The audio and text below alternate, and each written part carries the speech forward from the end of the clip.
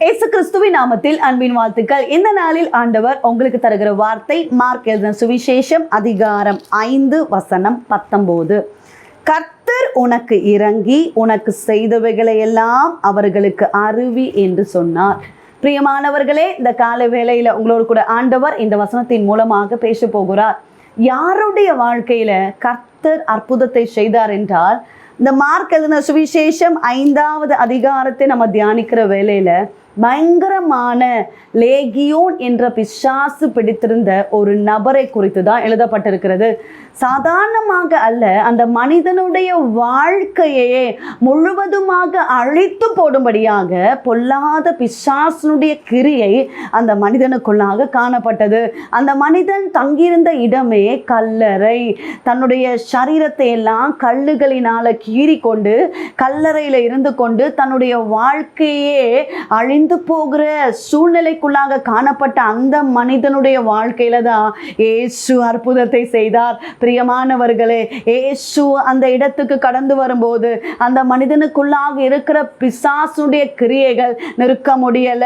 ராஜாதி ராஜா, கர்த்தாதி கர்த்தா, சர்வ வல்லமையுள்ள தேவனுக்கு முன்பாக அந்த பொல்லாத ஆவிகள் நிற்க முடியாதபடி நடுங்க ஆரம்பித்தது. பிரியமானவர்களே, புத்தி இல்லாமல் சுயநினைவு இல்லாமல் தன்னுடைய வாழ்க்கையை அழித்து கொண்டிருந்த அந்த பொல்லாத ஆவியின் கிரியையை ஆண்டவர் நிர்மூலமாக்கி போட்டார். இந்த கால வேளையில கர்த்தருடைய வார்த்தையை கேட்டுக்கொண்டிருக்கிறீங்க பிரியமானவர்களே, அந்த மனிதனுடைய வாழ்க்கையில என் ஆண்டவர் அற்புதத்தை செய்தார். ஒரு விடுதலை கிடைத்தது, அற்புதம் நடந்தது. பிசாசினுடைய கிரியைகள் அழிக்கப்பட்ட பிறகு இப்பொழுது அந்த மனிதனுக்குள்ளாக ஒரு புத்தி தெளிவு உண்டாகிறது.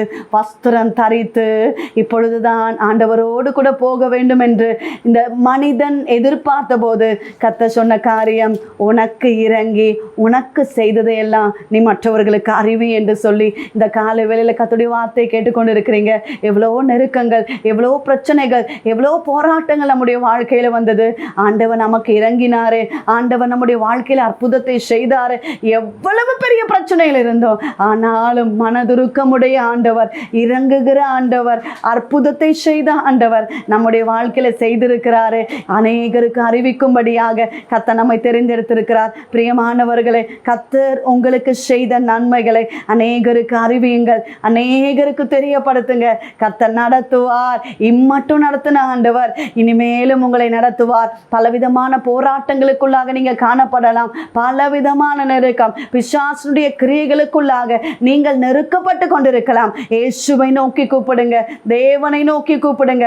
அவர் சர்வ வல்லமையுள்ள தேவனாய் இருக்கிறார். எல்லா கிரியைகளை தன்னுடைய இரத்தத்தை கொண்டு கல்வாரி சிலுவையில சாத்தானுடைய கிரியைகளை எல்லாம் அழித்த ஆண்டவர் இன்றைக்கும் ஜீவனோடு இருக்கிறார். கர்த்தர் அற்புதத்தை செய்வார். விசுவாசித்து ஜெபியுங்கள், உங்க வாழ்க்கையிலும் அற்புதம் நடக்கும். ஜெபிப்போம். எங்களை நேசிக்கிற எங்கள் நல்ல தகப்பனே, இந்த கால வேலைக்காக நன்றி செலுத்துகிறோம். கர்த்தர் தந்த நல்ல வார்த்தைக்காக நன்றி அப்பா.